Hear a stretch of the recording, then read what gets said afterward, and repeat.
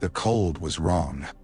Benjen did not think it at first in words, because there was no profit in naming every unease that came to a man beyond the wall. A ranger who gave language to each tremor in his bones would soon be a corpse, and a frozen one besides. He felt it before dawn, while the world was still a blind black bowl, and the stars hung sharp as chips of river ice above the Frostfangs. He felt it when he woke with frost beaded in his beard, and the small hard noises of 3 men breaking camp around him. He felt it when Gerd stooped to stamp out the last glow in the ashes, and muttered that the wind had turned east, though no wind stirred at all. He felt it most of all when the woods refused them every sound a wood should give. No owl called. No branch cracked beneath the weight of hidden snow. No fox barked from its den.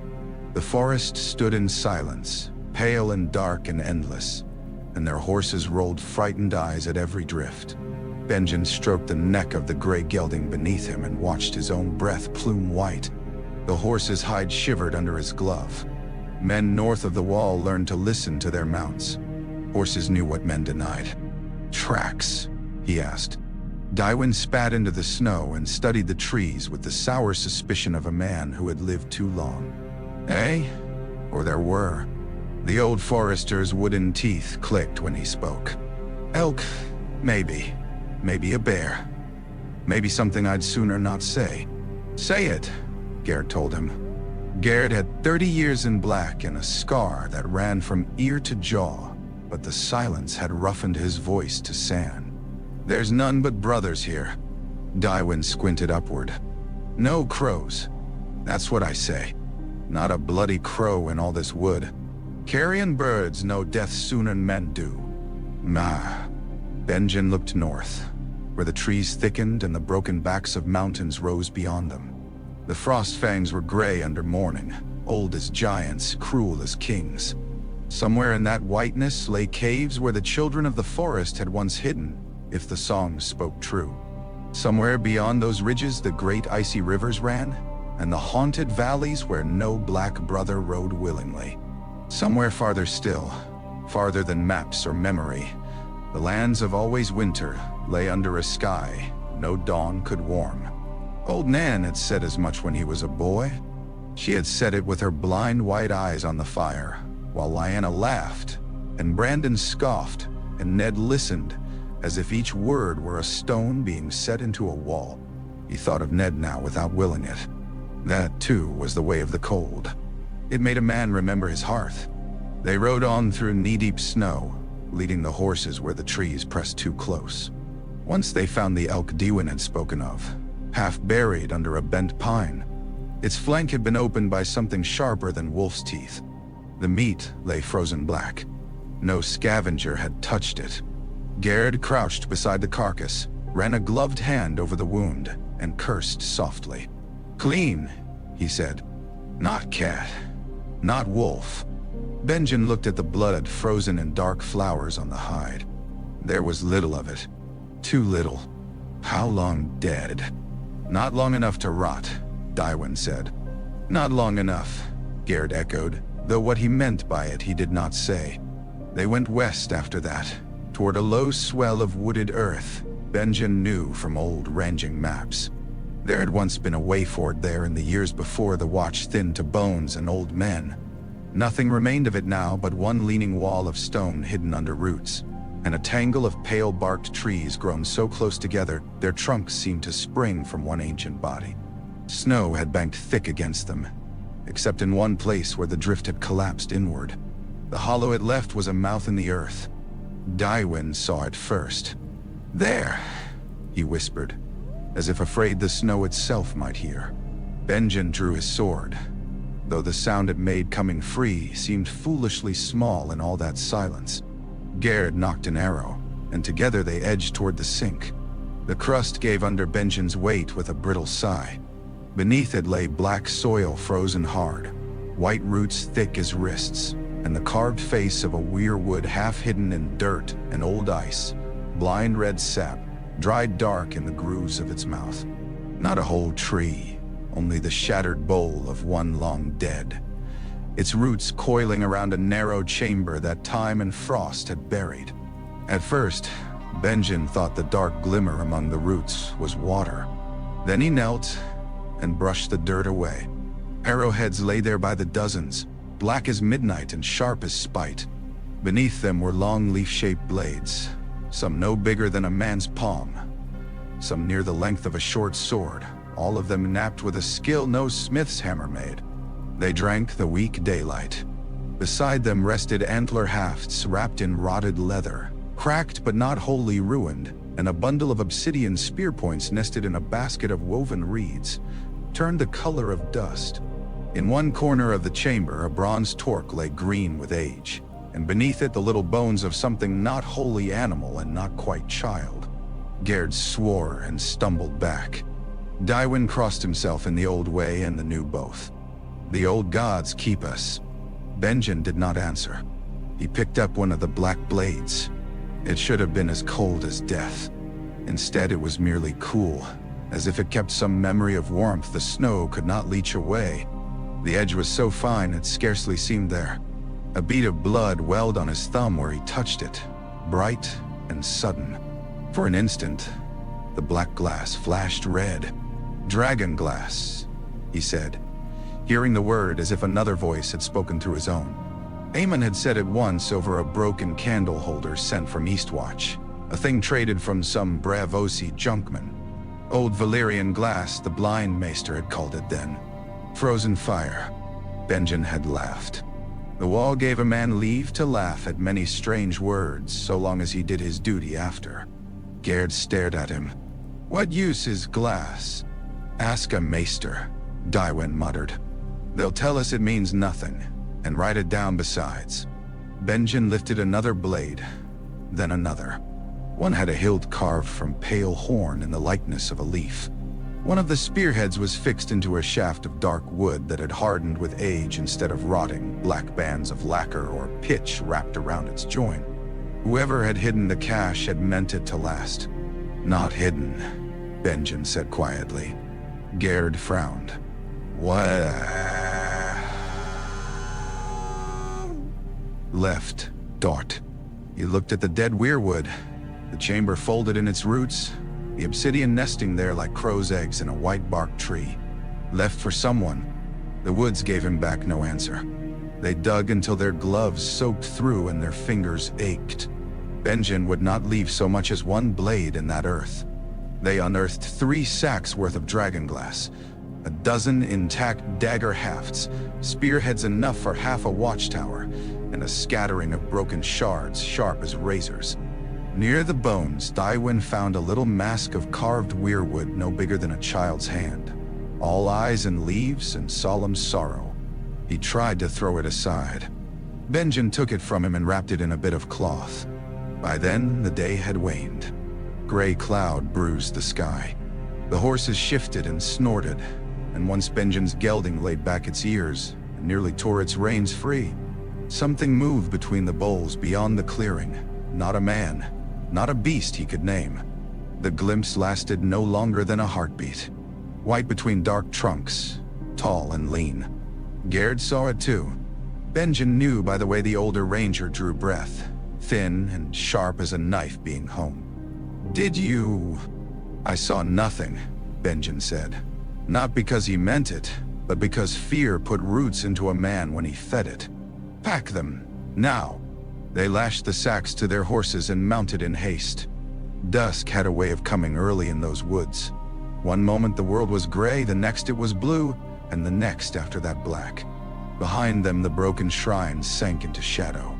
Benjen looked back once and thought he saw the red carved mouth of the Weirwood watching them go. They rode hard until the horses foamed and the trees thinned enough for a bitter wind to find them. Snow began before nightfall, fine as flour, and with it came sound at last. Not birds, not beasts, but a long distant cracking, like ice giving way on a frozen lake. Tywin muttered prayers. Gerd said nothing at all. Benjen kept one hand on the nearest sack whenever the horse jolted beneath him, as if the black glass might leap away into darkness if he let it. At full dark they made a fire in a stony hollow and ringed it high with brush. Benjen set watches twice over. He did not sleep, though he closed his eyes once and saw again the chamber beneath the roots, the tiny bones, the black edges drinking light. He remembered a line from some tale old Nan had told them when he was too young to know shame and too old to believe. In the dark of the world, the children made blades of frozen fire. He had forgotten it for years. Near midnight, one of the horses screamed. All three men were up at once. Benjen came from his blanket with sword in hand. Garrett had an arrow on the string before his boots found the snow. Dywyn thrust a torch high, its flame guttering wild. The gelding at the edge of camp reared and struck with both forehooves, eyes white, foam stringing from its mouth. Something had brushed it in the dark. Benjen knew that much by the tracks in the fresh snow. But the tracks themselves were no tracks a sane man would look at gladly. They were long, narrow impressions, too light for a man, too deliberate for a beast, and they began nowhere Benjen could see and ended at the tree line. The forest stood black beyond the fire. Snow hissed on the coals. Nothing moved. "Back to the wall," Garrett said. It was no request. Benjen listened to the dark. Every tale he had ever dismissed stirred in him then. Every half-remembered line about white shadows and dead things with blue eyes and swords that bit colder than winter. A ranger of the Night's Watch could not be ruled by tales. That was true. It was also true that only fools forgot them altogether. "Hey," he said at last. "At first light." But when light came, thin and colorless, the tracks were gone beneath a clean, unmarked drift, as if the snow had taken pains to hide them. Benjen did not need to see them again. He had seen enough. They rode south with their burden of black glass, and all that day the cold kept pace with them. Castle Black had never looked so weary to Benjen as it did the evening they returned. The wall rose pale and vast behind it, a frozen cliff catching the last of the dead sun, while the timber towers and low halls huddled at its foot like beggars beneath a king's table. Smoke curled from chimneys and was whisked away by the wind. Brothers moved in the yard, black dots against old snow, hauling barrels, cleaning tack, cursing at mules. The sight of them steadied him. Men about their tasks. Wood smoke, horse dung, steel ringing from an armorer's forge. All the humble noises of human life. The black glass seemed to make a mockery of them all. Jor heard him before he was properly dismounted. The old bear came striding from the king's tower with his heavy cloak thrown back, and his raven hopping behind him in a flurry of black feathers and insolence. Age had thickened him and silvered his beard, but there was iron enough left in him to command silence merely by appearing. His eyes went at once to the sacks hanging from the horses. "What have you brought me, Stark?" he asked. "Something buried and best not left buried." Benjen handed him one of the obsidian daggers hilt first. "And maybe worse news besides." Jor turned the blade in his hand. In the pale daylight it seemed more shadow than substance. The raven cocked its head, then flapped to Benjen's shoulder and cried, "Corn! Corn! Corn!" "Not corn," said Jor. "Get Aemon." They gathered in the blind Maester's chambers because the place was warmest, though warmth at Castle Black was always a matter of comparison and memory more than fact. A brazier glowed red near the wall. Scrolls and bound books crowded every shelf and table, old leather and older dust. Aemon Targaryen sat in his high-backed chair with his clouded eyes turned toward the door before Benjen entered, as if he had heard the Dragonglass itself coming down the hall. Clytus fussed over his blankets. Donal Noy arrived from the armory black with soot, one sleeve pinned up where his arm ended in scarred flesh below the shoulder. He smelled of coal and hot iron. Benjen poured the contents of the sacks onto Aemon's table. The room seemed to darken around the heap of black blades.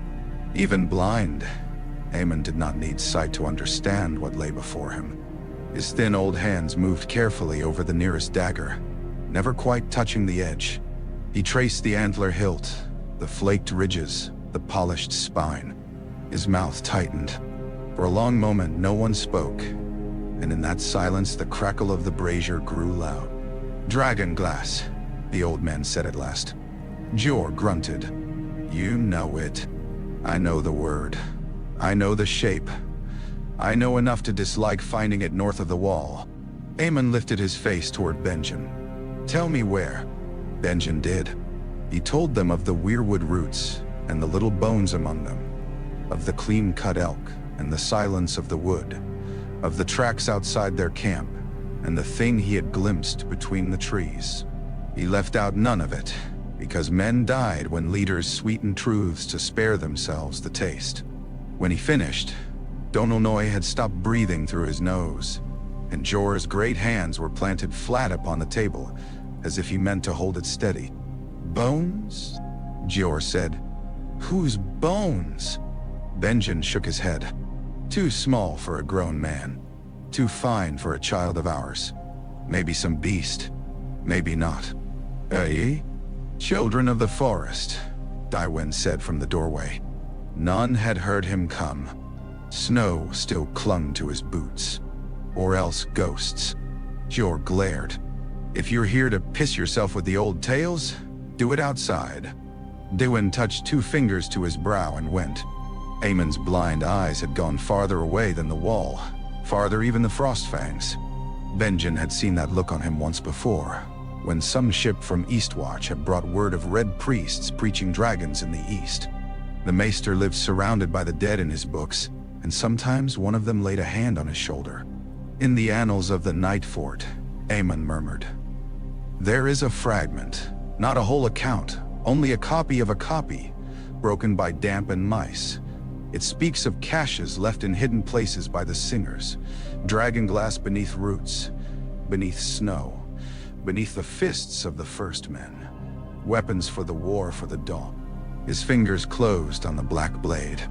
Most maesters call it metaphor.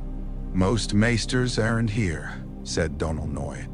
Noy took up one of the spearheads and tested the point with the pad of his thumb. A bright line of blood sprang up. He sucked it away and smiled without mirth. Sharp enough, brittle likely. Shatter if you strike stone or mail the wrong way. Still, he hefted it, weighing balance. Wouldn't take a forge. Would need setting, not shaping. A socket of iron, horn, or hardwood. A clever hand with pegs and pitch. I could mount these if that's your thought.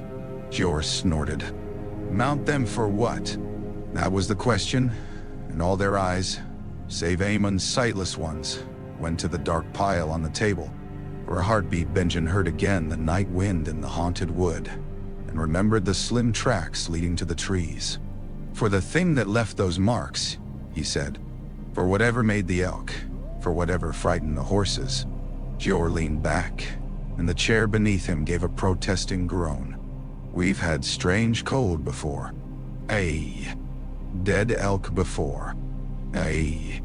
Men seeing shapes in snow, I've had that every year. Benjen met his gaze. I know the difference between a snow shadow and a watcher, my Lord Commander. Jorah's beard bristled. Do you? Duh. The old raven fluttered down to the table, pecked once at a shard, and sprang back with a startled croak. Cold, it said. Cold. Cold. No man in the room smiled. Aemon folded his hands into his sleeves. When I was a younger man than I am now, I spent a year at the Citadel reading every account I could find of the long night. Most were prayers, songs, nonsense, or later inventions meant to frighten children from the hearth. A few were older than kingdoms. In them, the others are always half-glimpsed. White shadows. Cold gods. The enemy that came with the dark. The one thing named more often than any other, aside from fire, is Dragonglass. Nah. Jorah scratched his beard. So our old books say the singers left black glass in the snow to fight monsters. Shall I send a raven to every holdfast in the realm and tell them all the old tales are true? No, Benjen said at once. Not yet. Jorah raised one thick brow. Tell Winterfell, Benjen said. Tell my brother. Ned will remember the old tales, and he'll listen even if he'd rather not. Tell Eastwatch and the Shadow Tower what we found. Quietly. Let them search their maps for other hidden places. Let the Black Brothers carry fire when they range, and let them not go alone. That much at least. No. Donal Noy laid the spearhead down. "And let me mount a dozen of these, if there's any sense in any of it." Jor looked to Aemon. The blind old man's face was lined like dried apple skin, every wrinkle a year of waiting and weather. "The wall has stood 8,000 years, he said. "Men love to think stone and ice keep them safe by themselves. They do not. Men keep the wall. Men and memory. If memory fails, stone follows." He turned his milky gaze toward the brazier and seemed to listen to its faint hiss. "Send your raven, Lord Commander." So they did. Clytus fetched parchment and ink. Jor dictated in a voice rough as gravel, plain enough that no Maester south could laugh the warning off as drunken fear, careful enough that no brother hearing it would spread it through the yard by supper. Benjen added a line in his own hand to Ned, not as first ranger to Lord of Winterfell, but as brother to brother. "We found what the old songs forgot. Read what our father kept. Trust the black glass." When the raven was loosed, it beat upward into the dusk and vanished against the immensity of the wall. Noy took the Dragonglass next. In the armory below the Lord Commander's chambers, he laid the pieces out beside barrels of spear shafts, antler scraps, iron sleeves, and pots of boiled pitch. The forge roared red. The one-armed smith worked with the sure economy of a man who had long since stopped mourning what he lacked, and put all his strength into what remained. He fitted one obsidian blade into a collar of dark iron no thicker than a finger, wrapped the join in leather, and peened tiny rivets through to keep it from slipping free. Another he set into staghorn, burnished smooth and bound tight with copper wire. The black glass seemed almost alive once joined to hilt and shaft, as if it had only waited all these centuries for a hand to lift it again. "This one's no practice blade," Noy told Benjen, passing him a dagger. "Keep it out of fools' fists. If the point turns in mail, it'll chip. But gods, what an edge." Benjen slid it into his belt. Night settled over Castle Black. The cold deepened. Brothers ate salt beef and onions in the common hall, laughed too loudly, and grumbled over their ale. A cart axle cracked in the yard. A mule kicked. Somewhere a man sang half a ribald verse and forgot the rest. Benjen moved through it like a ghost moving through life he had once known, hearing everything and feeling none of it fully. Duty sat heavier on him than mail. Before sleeping, he climbed the wall. The world from the top was all moonlight and distance. The forest below spread black as spilled ink, the snowfields silver between the trees. Northward, the haunted emptiness seemed larger than the earth had any right to be. His cloak snapped in the wind. Far below, torches moved through Castle Black like slow fireflies. Benjen rested his gloved hand on the Dragonglass dagger at his belt and stared into the dark. He did not see anything. That should have comforted him. Instead, the not seeing felt like waiting. When he came down, he found Aemon awake beside the brazier, though the hour was late. The old man sat alone, his hands folded over a closed book with a cracked leather cover. "You do not sleep," Benjen said. "Nor do you." Benjen shut the door against the draft. "What book is that?" "The Jade Compendium, full of foolishness from Ashai and the Shadowlands, 9 parts in 10. The 10th part is the trouble." Aemon laid his palm upon the cover. "There are places in the world where men remember what Westeros prefers to forget. A wise realm would listen. Are the tales true, then?" Aemon gave a small, weary smile. "The realm is littered with true things men call tales. That has ever been our way." He turned his ruined eyes toward Benjen. "You saw something." Benjen did not answer at once. To say it aloud was to make the Watcher real again, to give shape to the impression of whiteness between dark trunks. Yet if he could speak of bones, of tracks, of black glass buried beneath roots, he could speak of this. "A glimpse only," he said at last. "Too tall for a child, too slight for a bear, too pale for anything with blood in it. It was there and gone." Aemon nodded as if Benjen had told him the moon was rising. "Then pray your brother remembers more than songs." Benjen left the Maester to his books and his ghosts. In his own narrow cell, he lay on straw and listened to the wall creak in the night, like some living thing settling its old bones. His hand found the hilt of the Dragonglass dagger in the dark. It was cool, not cold. That small difference kept him awake until dawn. The Raven reached Winterfell at noon, when the children were in the yard, and the last leaves in the Godswood had gone rust dark with the turn of the year. Ned was watching Robb and Jon trade blows with wooden swords under Sir Roderick's eye when Maester Luwin crossed the yard with a roll of parchment in one hand and the blackbird perched on the other, its claws clinging to his sleeve. The boys were red-cheeked and sweating despite the chill. Arya had stolen a stick and was thumping it against a fence post in a manner she plainly meant as swordplay. Sansa stood with Jane Poole under the gallery, pretending not to watch. Bran, who ought to have been with his sons, had climbed onto a barrel to see better. Rickon clung to a kennel rail with both fists and shouted for the black-haired bastard every time Jon landed a touch. It was the sort of scene Ned loved best, because it looked like peace and sounded like life. Luwin's face ended it. "My lord," the maester said softly. "From Castle Black," marked urgent. Ned took the parchment. The seal had been broken and retied for speed, but Jorah's heavy hand was plain enough beneath the formal lines. As he read, the yard seemed to recede around him. He heard Robb laugh after a clean stroke, heard Arya shout that she could have done better, heard the ravens in the rookery bickering over grain, and none of it touched him. When he came to Benjen's line at the foot of the page, his thumb tightened on the paper. "Trust the black glass." There were some words a man read first with his eyes, and then with the boy he had once been. Black glass was one. Others was another, though Jorah had not written it, and Benjen had been wiser still. "Ned?" Catelyn had come up beside him without his hearing it. Her hand rested light on his sleeve. "What is it?" He folded the message before the children could see his face. "A matter for the library." That answer was enough to banish Robb's grin and make Bran lean forward until he nearly toppled off the barrel. Ned gave Sir Roderick a look. The old knight clapped his hands and set the boys to another bout as if no raven had ever flown out of the north with ill news. Arya stuck out her chin. Sansa looked relieved. Only Bran kept staring after Ned as he went, his eyes too bright, his boy's curiosity quick as a squirrel's. The library at Winterfell lay warm above the covered bridge, built over hot springs so that even in deep winter its air held a damp mildness no other room possessed.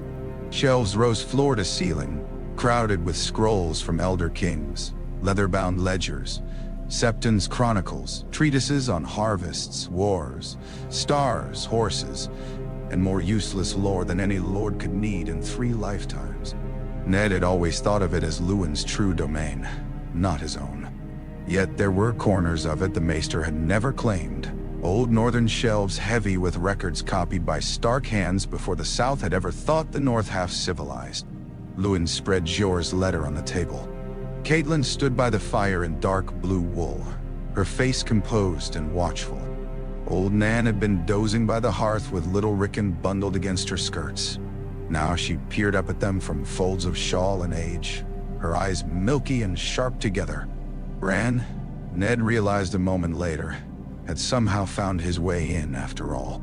The boy was wedged between 2 shelves, with only half his face visible, utterly still in the mistaken belief that stillness made him invisible. Ned let him stay. "Castle Black has found a cache of obsidian beyond the wall," he said. "Hidden beneath an old Weirwood shrine. Benjen says there were bones among it, and signs in the wood he did not like." "Obsidian," Catelyn repeated. "Black glass?" "Dragonglass," said old Nan at once, the words coming out dry and eager as kindling catching spark. Rickon squirmed in her lap. "Frozen fire. The children's knives. I told you all that when you were no bigger than that little squirrel there." "No need." Bran blinked from behind the shelf and tried to look less like a squirrel. He failed. Luwin touched the parchment with one long finger. "The term does occur in some Eastern volumes. Dragonstone is said to be rich in it. It can be worked for ornament or cutting edges, though it is fragile. One finds spear points of similar glass in very ancient graves from the Dawn Age and before.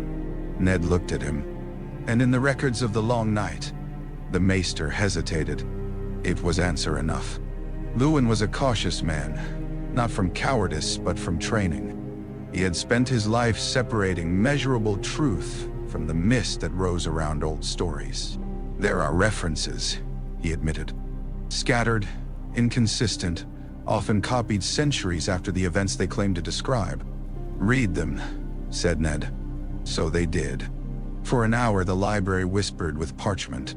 Luwin pulled down worm-eaten annals from the reign of Theon Stark, broken fragments copied from older fragments, and one thick volume in a script so old Ned could scarcely make it out.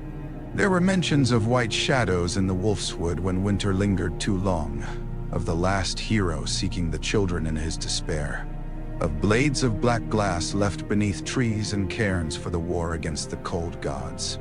One account from the reign of Brandon the shipwright spoke of sending men to the wall with carts of dragonglass and pitch after a summer snow that would not melt. Another, half-burned around the edges, described singers burying frozen flame where the first men could find it when the stars went wrong. A metaphor, Luwin said once, though without conviction. Old Nan cackled. Hey, a metaphor sharp enough to open your hand if you hold it foolish. Caitlin moved closer to the table. Ned, all this is 8,000 years old, half of it copied by frightened men in frightened times. You cannot mean to rouse the North over tales. No, he said. I mean to listen to Benjen. That silenced the room more effectively than if he had struck the table. Caitlin loved his brother well enough in her own way, but she knew as Ned did that Benjen did not frighten easily, and never for sport. Luwin lowered his eyes. Even old Nan ceased nodding over Rickon. Bran came creeping from between the shelves at last and stood barefoot on the warm stones, forgotten homework still tucked into his belt. Are there truly others? He asked. Ned should have told him no. A father's first work was to hold night outside the nursery door as long as he could. Yet he remembered the raven's scratch on the parchment and the words from old books that no longer seemed harmless. There were once, he said. Long ago. Old Nan says they come when it is cold enough to freeze a man's soul. Old Nan says many things, Caitlin said, though gently. Old Nan drew herself up, which on her was not much. And most of them are true enough to bite. Ned sent Bran to fetch bread for the wet nurse, and to keep his feet covered. The boy obeyed reluctantly, pausing in the doorway to look back at the table where the old books lay open. He had his father's gray eyes, and too much of his father's hunger for quiet corners. That troubled Ned more than he cared to admit. When the children were gone and Rickon slept, he unlocked the chest beneath the southern window. The Stark Kings had kept their oldest papers there because damp did not reach it from the hot spring and careless hands seldom thought to look under plain wood. Ned had opened it only a few times since coming into his lordship, usually at Lynn's insistence when some border dispute or old tax right needed settling. At the bottom beneath land rolls and marriage contracts lay a packet wrapped in oilcloth and tied with faded red cord. He knew it by sight, though his father had shown it to him only once. Records from the reign of Eddard Stark's grandfather, copied from older winter books now lost. His father had called them memory more than history. He untied the cord. Inside were thin strips of treated skin covered in cramped northern script, and one smaller piece on which some long-dead hand had drawn a map of the wall, and the lands beyond with marks in black ink at odd intervals, some under trees, some in ruined forts, some under trees, some in ruined forts, some where the first men had raised ring forts on lonely hill. Caches, Ned thought at once. Hidden places. There were notes in the margin about black stone left by the singers and taken up in the reign of Brandon Ice Eyes when the dead were seen moving in the gorge. Most of the script had faded to ghosts. Enough remained. Luwin read over his shoulder, and for once the Maester forgot to doubt. This is older than the Citadel's founding. Caitlin turned one of the skin strips in careful fingers. Why were these never shown to the king? Ned had almost laughed. Robert would call it a tale to frighten squires from whoring and ask for wine. The jest fell flat, because it was likely true. That night Benjen came. He arrived after dark with 6 men and 2 wagons, one wagon laden with sacks wrapped in tarred hide, the other with a body of workhorse that had broken a leg on the King's Road and been cut loose rather than slowed the journey. Snow streaked the yard. Benjen rode in with his black cloak crusted white, his face leaner than Ned remembered from summer. The brothers clasped wrists in the stable lantern glow and said nothing for a moment, because there were years and roads and dead kin standing between all the easy words. "At least you came warm," Benjen said at last, glancing toward the steam rising from the stables and the comfort of Winterfell's lit windows. "Warm enough." Ned looked at the sacks. "That is it. A part. The rest stays at the wall. Jor wants them mounted at once. Aemon says your library may remember where more was left." Ned studied his brother's face. "And you? What do you say?" Benjen's mouth thinned. "I say the woods were too quiet. I say our horses knew more than we did. I say I saw something that did not belong to the living world." They went to the crypts because some truths were better spoken among the dead than before a hearth where children might hear. The cold under Winterfell was old and honest, not like the thin, unnatural chill Benjen carried in with him. Stone kings sat with swords across their laps and direwolves at their feet, blind gray sentinels in the torchlight. Lyanna's likeness waited among them, young forever, with flowers at her feet gone dry and brittle in the dark. Benjen stopped there. Ned did not ask why. He knew. There were griefs between brothers that required no naming. "Tell me." So Benjen told him again, but not as he had told Jor, in the stripped hard speech of a ranger. Here in the crypts his voice lowered and roughened. He spoke of the Weirwood roots like white fingers in a grave, of the little bones, of the clean wound in the elk, of the tracks outside their camp, of the glimpse of white among black trees. "Maybe it was only moon on snow," he finished. "But I have seen moon on snow since I was a boy. This was not that." Ned listened with Lyanna's stone eyes on them both, and felt the old northern stories gather like crows on a wall. The South forgot winter between winters. The North did not. It only pretended. "If the records are true," he said slowly, "then the children left caches because men had need of them once before. If one cache remains, perhaps more do. Aye, and Dragonstone has glass in plenty." Aemon said the same. Ned looked past Benjen to the darkness deeper in the crypts where older kings sat with rusting swords and dust in their mouths.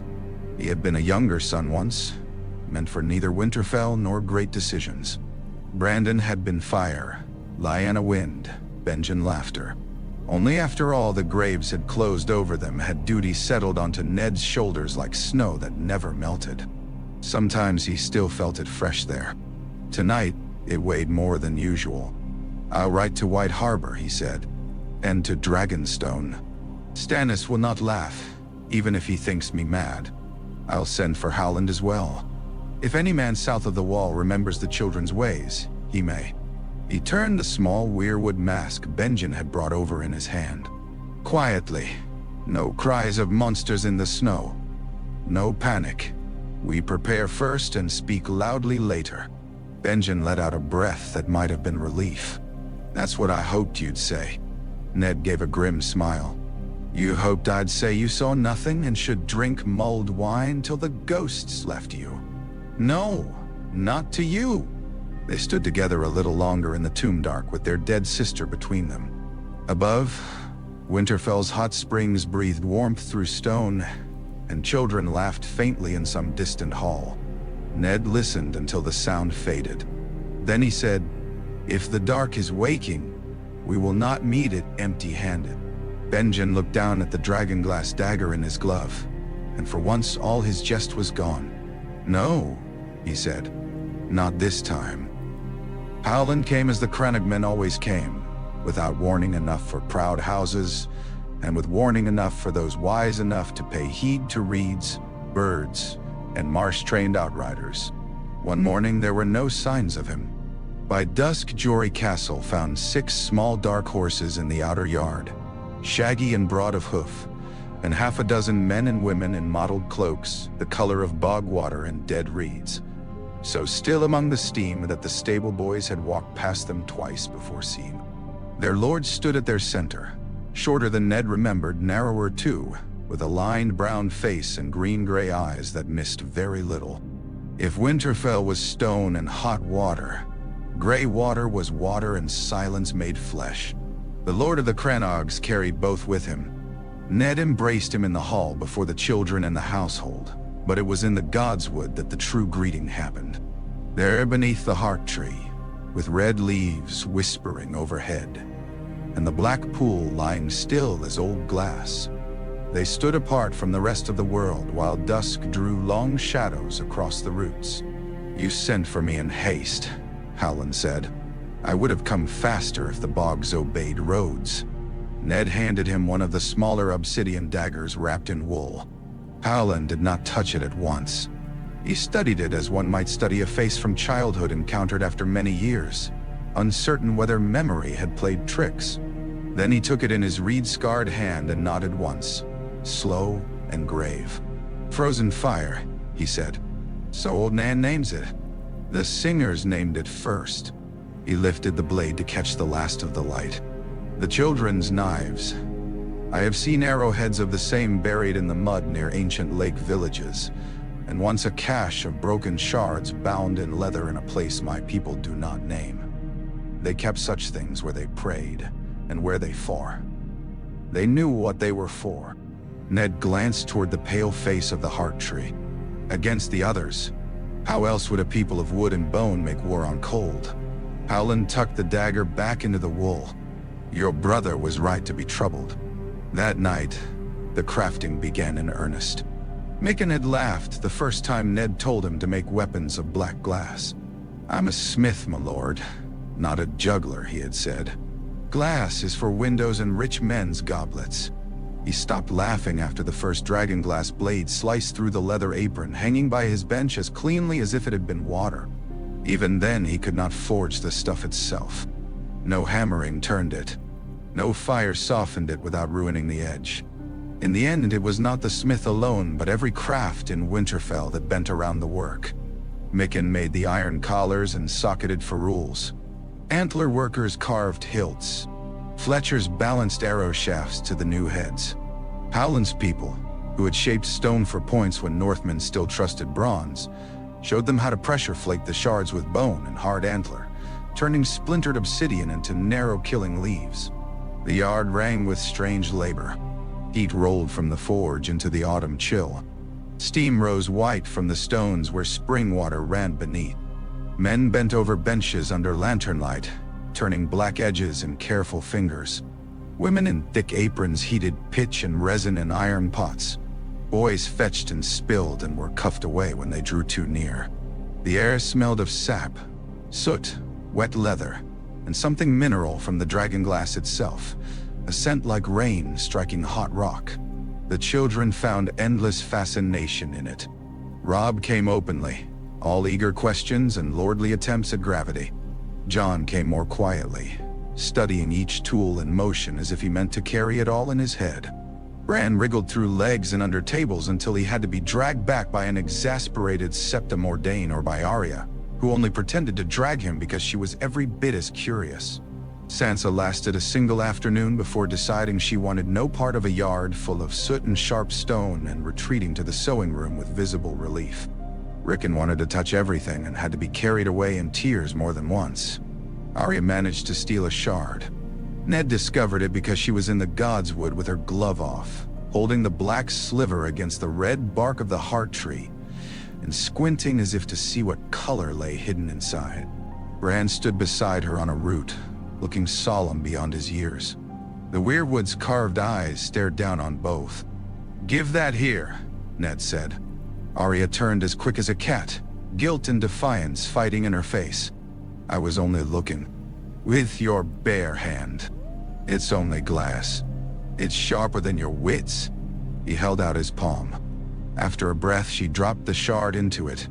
"No more taking from the workyard." "What are they for?" Bran asked before Arya could protest. Truly, Ned might have answered lightly if Howland had not been sitting cross-legged by the pool a little ways off, watching the ripples with the stillness of marsh grass. He had spent more time in the Godswood than the Hall since coming to Winterfell, as if old trees spoke a tongue he preferred to men's. Old Nan had said the Crannogmen heard water dreams. Bran had been haunting him shamelessly. For danger, Ned said. What danger? The sort wise boys don't go looking for. Bran considered that in silence. Arya rolled her eyes. That means some sort he thinks he can stop by saying no. Before Ned could answer, Howland spoke without looking up.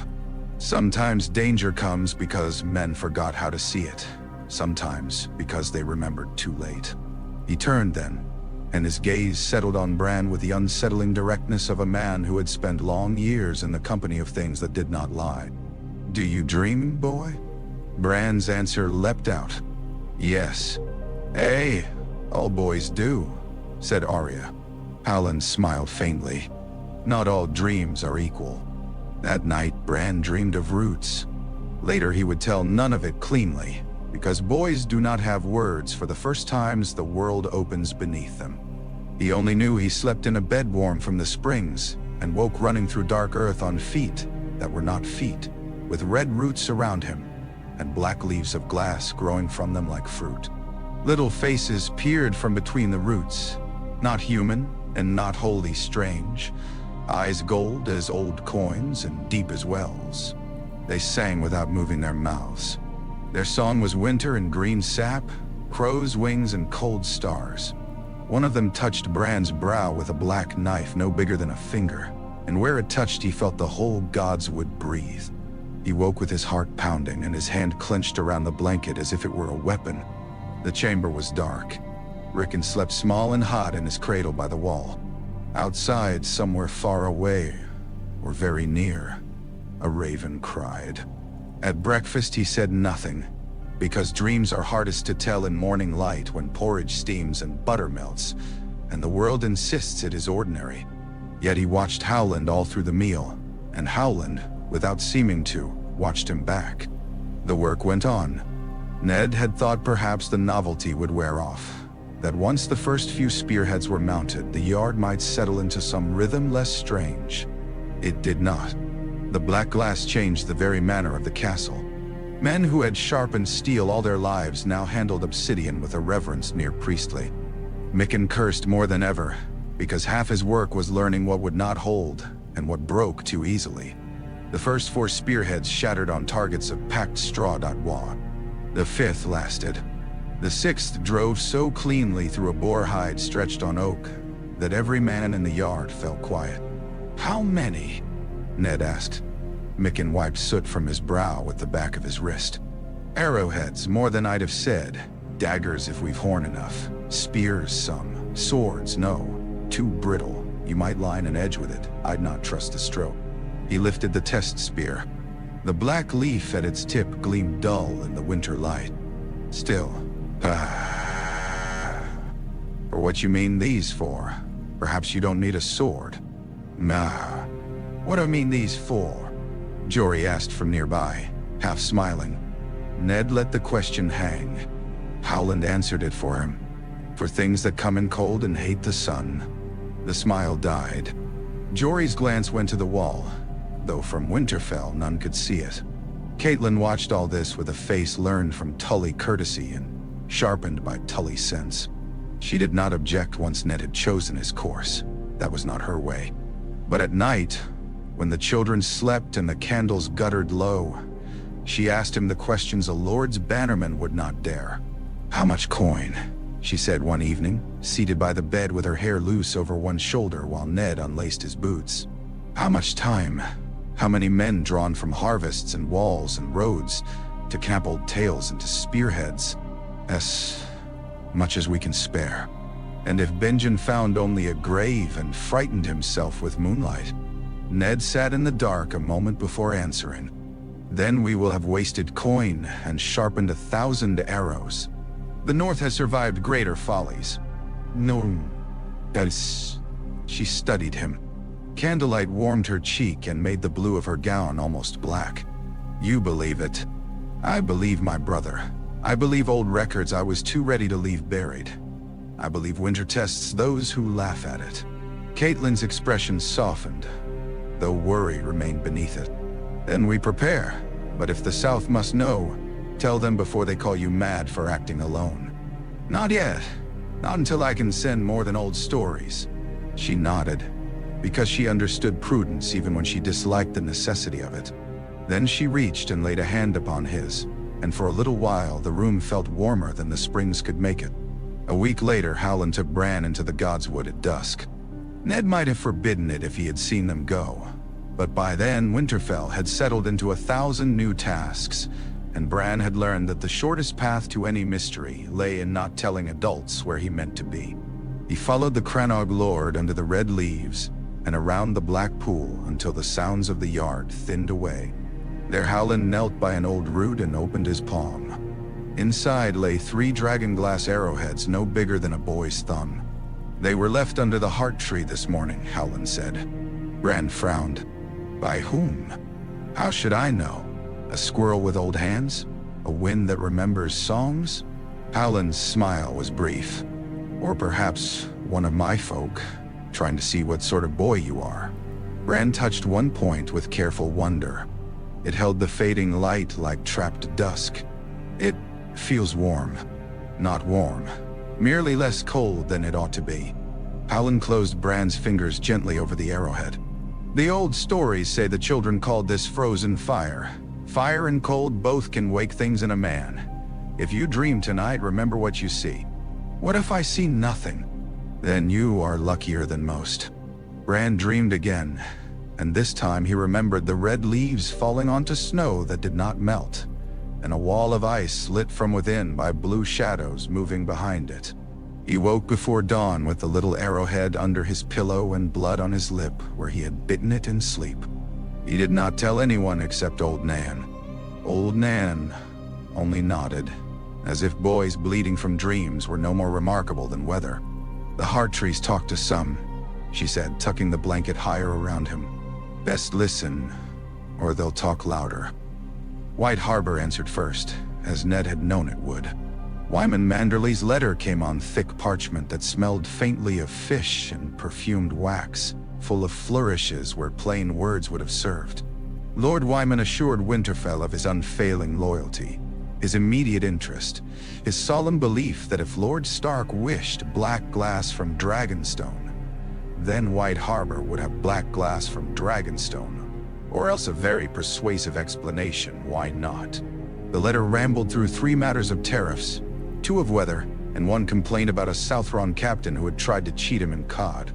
At the bottom, in smaller script that was likely the true point, he added, I will send my son's best captain with letters under my seal and yours. Lord Stannis loves duty more than comfort. Let us speak to him in duty. Ned almost smiled. The ship that sailed south carried wool, smoked cod, casks of lamp oil, and 3 sealed letters. 1 to Stannis at Dragonstone, 1 to the Castellans there in case the Lord himself was absent, and 1 to Jon Arryn in King's Landing that said little and asked less, merely noting that White Harbor intended to increase trade in volcanic glass for arrowheads, and asking whether the Crown had any levy on such extraction. Ned would not alarm the hand without cause, but neither would he move entirely unseen by the realm and invite suspicion later. Catelyn approved of that compromise, which was one reason he made it. The voyage to Dragonstone was foul from the first. Captain Marlon Wells, a thick-shouldered White Harbor man with an ugly ear and an honest reputation, told the tale later by the warmth of Winterfell's hall. For 6 days the bite threw sleet at them, and for 4 more a gale chased them down the narrow sea, with seas black as pitch and white as madness. 1 sailor lost 2 fingers to a frozen line. Another swore he saw lights walking on the water east of Crackclaw Point, and would not be shut of it until Davos himself told him in Dragonstone's harbor that moon on waves makes ghosts for fools. When at last the island rose before them, it did so out of rain and smoke like something carved from the bottom of hell. Black basalt towers, dragon gargoyles, and the mountain behind all breathing its old hot breath into a bruised sky. Stannis received the letter in a hall that looked built for judgments no man would enjoy. The castle was all sharp angles and black stone, dragon claws and fanged arches, as if the Targaryens had wished even their walls to remind men what fire had made them. Stannis sat in a plain chair before a long table rather than on any throne, wearing dark velvet and a short cape fastened with a plain gold clasp. He had no skill for splendor and no patience for it. Davos stood to one side with salt-worn hands folded before him, while a steward and a maester lingered farther back beneath the dragon-carven torches. Stannis broke Ned's seal, read in silence, and read again. Davos knew better than to speak too soon. Years of service had taught him the shapes of his lord's tempers as a smuggler learns tides. There was anger in Stannis easily enough, and contempt, and the hard habit of doubting every man whose name came tied to courtesy. Yet there was also duty, iron, and joyless. Ned Stark's name touched that duty. Storm's End had burned itself into Stannis' bones long before Robert's crown settled on his head, and whatever bitterness lay between the king and his northern friend, Stannis knew who had lifted the siege and with what honor. "At least Stark asks plainly," he said at last. The maester waiting beneath the torch stepped closer. "My lord?" Stannis' long mouth thinned. "He says he wants Dragonglass from Dragonstone, mined in quantity and sent north under seal for the use of House Stark and the Night's Watch. He does not dress it in flatteries or lies. He says the Black Brothers found an ancient cache beyond the wall, and old records speak of the stone's use in the long night." He looked up, and then, because he is Ned Stark, he adds that if he is wrong, he would rather waste coin on a story than bleed men for lack of preparation. Davos' weathered face did not move, but his eyes did. "That sounds like him." Stannis gave a humorless snort. "It does. Will you refuse him?" "Why should I?" Stannis tapped the letter against the table. "The wall guards the realm. Dragonstone belongs to the realm through me. If the Lord of Winterfell asks for ugly black stone to arm the watch, no law forbids it. No tax deserves more than a mention. And Robert cannot complain that I denied help to the north because the request was odd." He glanced toward the shuttered window where the wind rattled faintly. "He will laugh, of course." Davos dared a small smile. Kings laugh at many things before they need them. Stannis shot him a look sharp as a hook and not wholly displeased. "Send word to the quarry stewards. Let them open the old Dragonglass caverns below the Dragonmont and pull as much as can be shipped without weakening the cliffs. Crate the raw stone, sort the worked blades if any remain in the castle stores, and charge White Harbor a fair price with transport besides. No gifts. Duty need not turn generous." "Money, run, thee." The steward bowed. The maester made notes. "Also," Stannis added, "write to Stark. Tell him he may have what he asks, and that if he intends this glass for war, he had best send men who know the difference between courage and panic. I will not have my island emptied by tales of snow demons." Nay, it was perhaps the kindest answer Ned might have hoped for. Below the castle, where basalt stairs coiled toward the harbor and the sea struck stone in angry bursts, the mining began. Men went by torchlight into old volcanic passages, where the island's molten heart had once cooled in black sheets. There they pried raw obsidian from seams in the rock, glossy and cruel-edged, and hauled it out in sledge loads to be packed in straw and wool. Dragonstone had long used the stuff for oddments, decorative inlays, surgical blades finer than common steel, trifles for Eastern trade. But never in such quantity. Crates piled on the quayside until they stood shoulder-high, black-marked with White Harbor's merman and Dragonstone's crowned stag. Davos oversaw part of the loading himself. He had not forgotten hunger or storms or how close duty sometimes sailed to death. Sailors muttered at the stone's weight and the weather. Rain slicked the planks. Tar ropes snarled under cold fingers. One crate split and spilled obsidian shards across the dock in a glittering black fan that made every man nearby step back as if from venom. "Careful," Davos said. You'd think none of you had ever handled a blade. It ain't shaped like blades, lord, one sailor muttered. Looks like night broke to pieces. Davos glanced at the heap and felt, for a flicker, something like unease. He had seen wildfire burn green and onion boats dodge storms that should have sunk them. He had no appetite for new marvels. Still, if the North wanted the stone, the North would have it. Better crates in a hold than men starving behind pride or disbelief. He called for thicker straw and extra lashings. The first ship north nearly foundered off Massey's Hook. The second lost a mast in a black squall and limped to Gull Town for repairs. The third sailed with calmer seas and reached White Harbor before the full turn of the moon, bringing letters, invoices, and a crate of finished Dragonglass knives from Dragonstone stores that Stannis had included after all, though the tally marked them at cost so no one might accuse him of sentiment. From White Harbor, the cargo went inland under guard. Carts creaked along frozen roads, iron-shod wheels grinding through rime. Guards rode with crossbows at hand, more from fear of bandits than anything stranger, though by then rumors had begun to travel faster than wagons.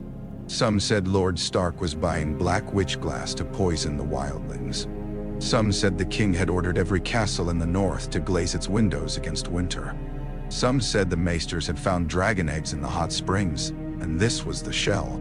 Rumor is a poor horse, but it gallops. When the first Dragonstone crates were opened in Winterfell's yard, the household gathered as if for a hanging or a wedding. Macon crowed like a man delivered from impossible labor. Raw sheets of obsidian meant he could shape collars and hilts to fit the stone rather than the other way round. Howland ran his fingertips over the black surfaces and said little, which meant more. Jon reached to touch and stopped himself an inch away.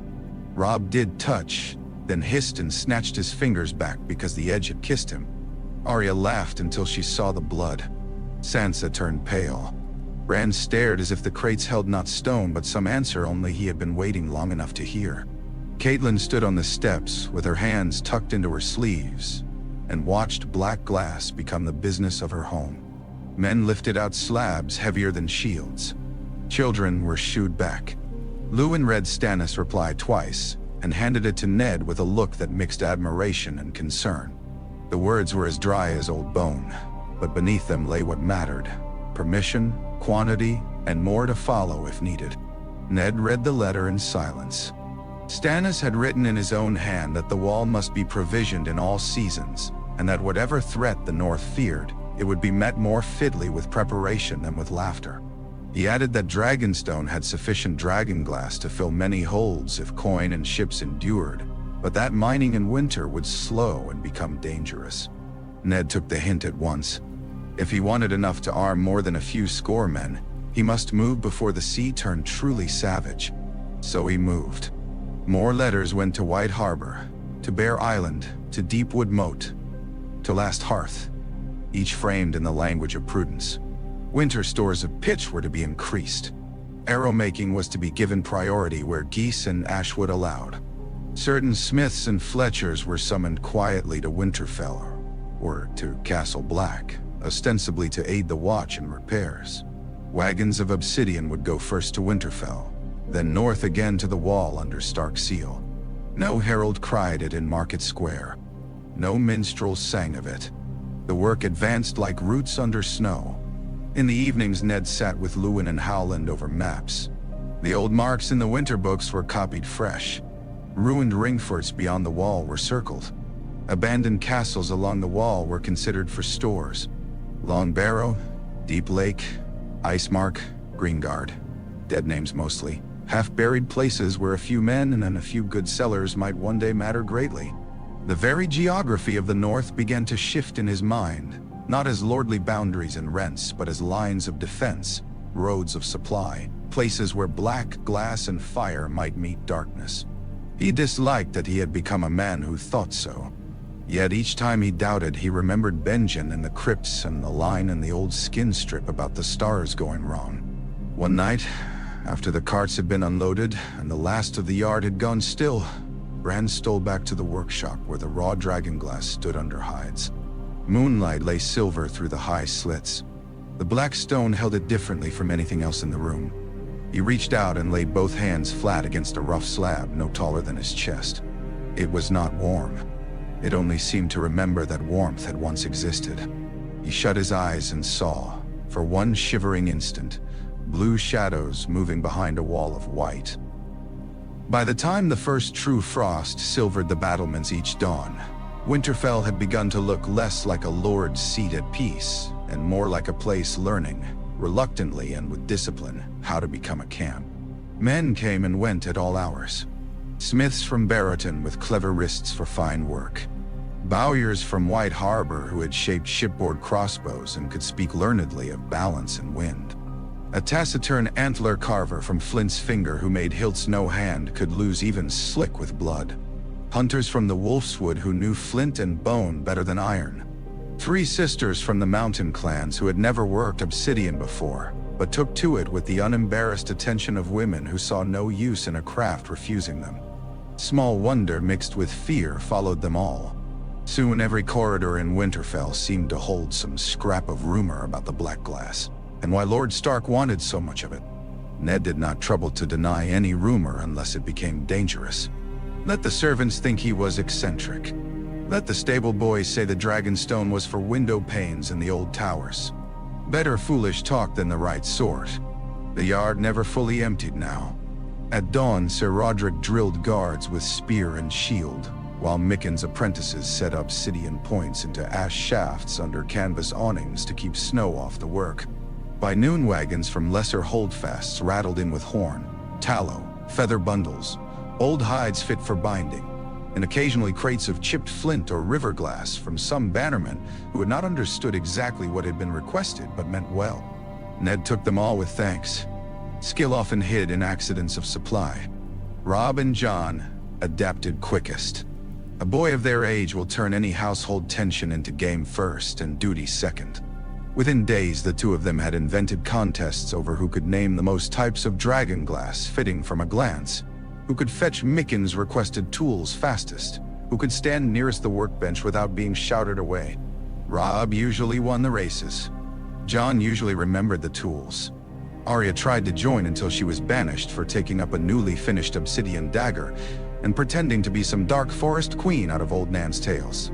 Sansa found the entire business alarming, ugly, and an affront to decent order. Bran thought it magnificent. When the first practice arrows were ready, Robb demanded to test them. Not with the blackheads, Ned said. Then with blunts shaped the same. How else will we know if they fly true?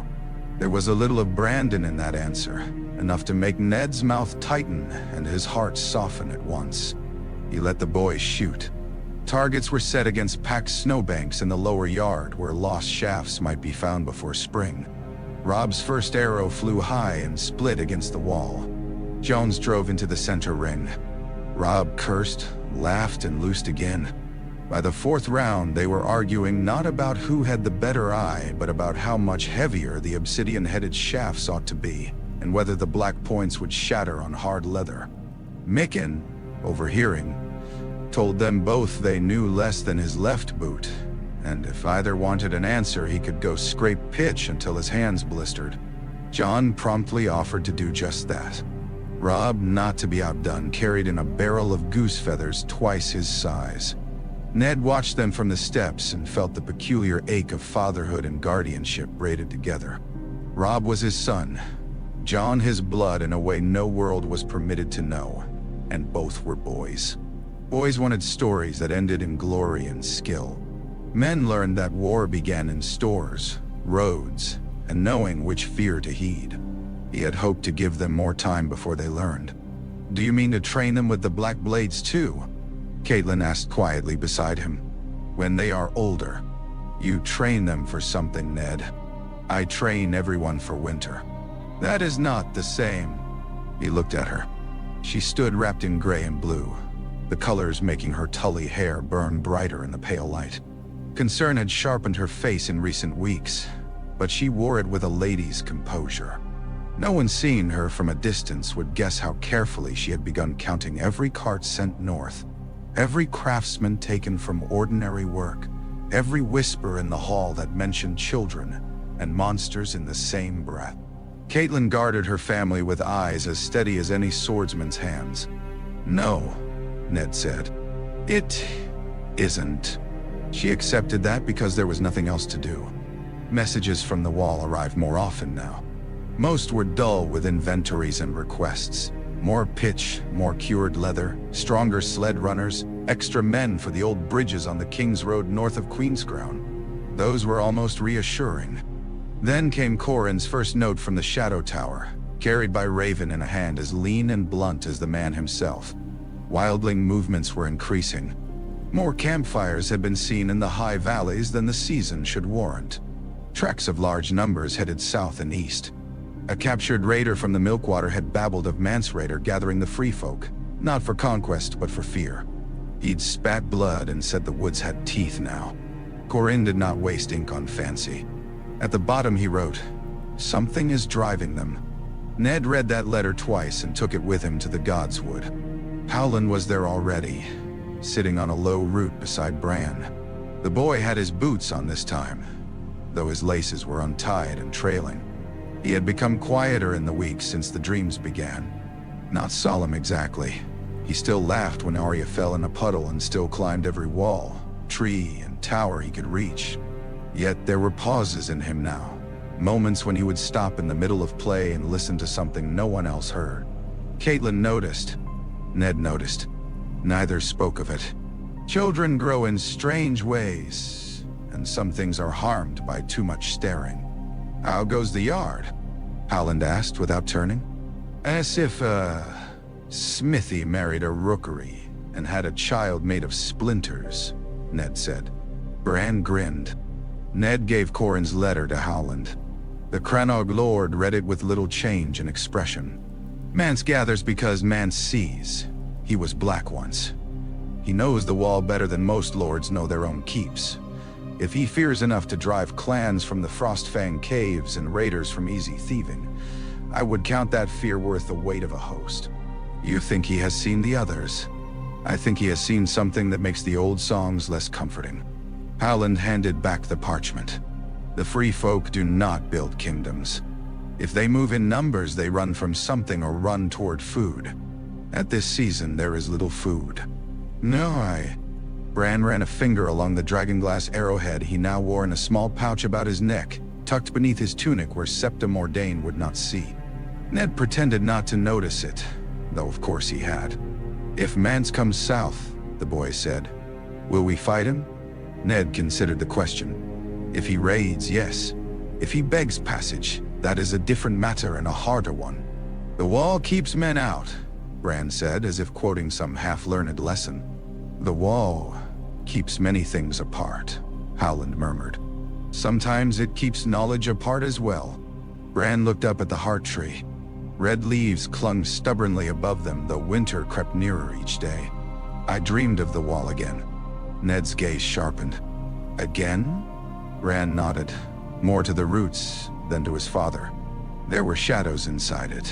Not in the ice exactly, behind it, like fish behind thin river ice in spring. He frowned, and someone was knocking, but the sound came from very far away. A father ought to say it was only a dream. Ned found he could not. "Tell Luwin if the dreams trouble you." "They don't trouble him," Howland said. "They trouble us." Ned would have liked to be angry at that. Instead, he tucked Corin's letter into his sleeve and stared into the dark pool until his own face came back at him, fractured by drifting leaves. It was a strange life when a man began to envy his younger self the luxury of simple disbelief. Benjen came down from the Wall again before the moon turned, this time with 2 black brothers, 3 mules, and a list of wants long enough to shame a wedding quartermaster. He looked tired to the bone, but more settled than on his last visit, as if work had given shape to fear. The watch had begun mounting Dragonglass in quantity. Donal Noy wanted more horn, more rivets, more ash shafts. Jor wanted sealed chests sent to Eastwatch and the Shadow Tower, as well as Castle Black. Aemon wanted copies of every relevant text in Winterfell's library. Benjen himself wanted men who could travel light and keep silent. "You're making an army out of old men and poachers," Ned told him over supper in the Solar. Benjen tore bread with calloused fingers. That's what the watch has ever been. We're only giving the old men sharper teeth. Jon hovered at the edge of the room until Benjen noticed him and crooked a finger. The boy came at once, all hunger behind his practiced calm. He had been watching the Black Brothers since boyhood with a bastard's dangerous mixture of admiration and longing. The Black Cloaks offered belonging and renown both, at least from a child's distance. "Uncle," Jon said. "Still at it, are you?" Benjen nodded toward the yard, where darkness had not yet driven off the sound of practice staves. "Robb swears you cheat at archery. I shoot straighter. That would be the cheating." Benjen drank. "How many black points have you loosed?" "Only the practice ones." "And do you dream of taking the black yet, boy?" Jon's face went carefully blank. "Sometimes." Benjen looked at him a moment longer than just required. In another season, in another life, he might have laughed and warned him off. What came out instead was gentler and sadder. "Wait a few years. The wall's not running south." Jon lowered his eyes, disappointed but not crushed. Ned watched in silence. There had always been something in Benjen's nearness that made Jon feel both more himself and more denied. He did not think on why. Later, when Jon had gone, the hall quieted. Benjen unrolled a rough map upon the solar table. Jor had marked the abandoned castles with charcoal. Queensgate, Greyguard, Stone Door, Hoarfrost Hill, names like weather and ghosts. "He wants stores placed here, and here," Benjen said. "Nothing grand. Locked cellars, barrels of pitch, bundled shafts, maybe a few sealed chests of dragonglass. Enough that if rangers are cut off or some old tower must be manned in haste, we aren't empty-handed. Duh. That means men to hold them. A few. Rotations. Maybe some of your younger sons from mountain houses who aren't like to inherit. Maybe men paying old debts." Ned traced the line of the wall with one finger. He had forgotten how many castles there had once been, how alive that line had been in ages, when the watch was strong and the North still remembered the dark as more than tale. "I can send workers. Timber first, stone later. Quietly." "Nay, and quietly," Benjen echoed. And there in the single word lay all the burden of what they were attempting: to prepare a realm for war without yet telling it whom to hate. Outside, snow began in earnest, soft white flakes turning in the torchlight. In the yard below, Robb and Jon were still at practice, though their cloaks had gone damp and their hair wet. Arya, contrary as ever, had joined them with a wooden sword too big for her. Sir Roderick was shouting. Ned went to the window and watched the children move beneath the falling snow, while behind him, black glass waited in racks along the wall. For the first time in many years, Winterfell felt not merely ancient but alert. The snow north of the wall was another thing entirely. South of it, even in hard years, snow was weather. It clogged roads, burdened roofs, silvered battlements, and sent men closer to the hearth. North of it, in the haunted forest and over the ridges where no villages endured, snow became landscape, law, and enemy. It swallowed paths, softened sound, and made every mile a wager between resolve and death. Benjen had ridden it half his life. That winter he found it changed. Not deeper, not colder at first. Changed. Corin met him 2 days northwest of the Shadow Tower with 6 picked rangers and a face that looked carved by knives. The half-hand gave little away in manner or word. Men trusted him because he neither sought their comfort nor cared for their admiration. When he said tracks were wrong in the Skirling Pass, Benjen listened. When he said the Wildling camps near the Milkwater had gone dark all at once, he listened harder. "Dark how?" Benjen asked as they rode. "No cook fires. No dung fresh enough to steam. No dog prints where dogs should be. Too many places emptied in a rush." Corin's gloved right hand moved on the reins. His left, with its maimed fingers, rested near the hilt of a long dragonglass knife Noy had made for him with an antler grip bound in black leather. They did not leave in order. They fled. From raiders? Corin gave him a look like scraped stone. Raiders don't frighten raiders. Gerd rode behind them, jaw set so hard the old scar near his ear looked ready to crack.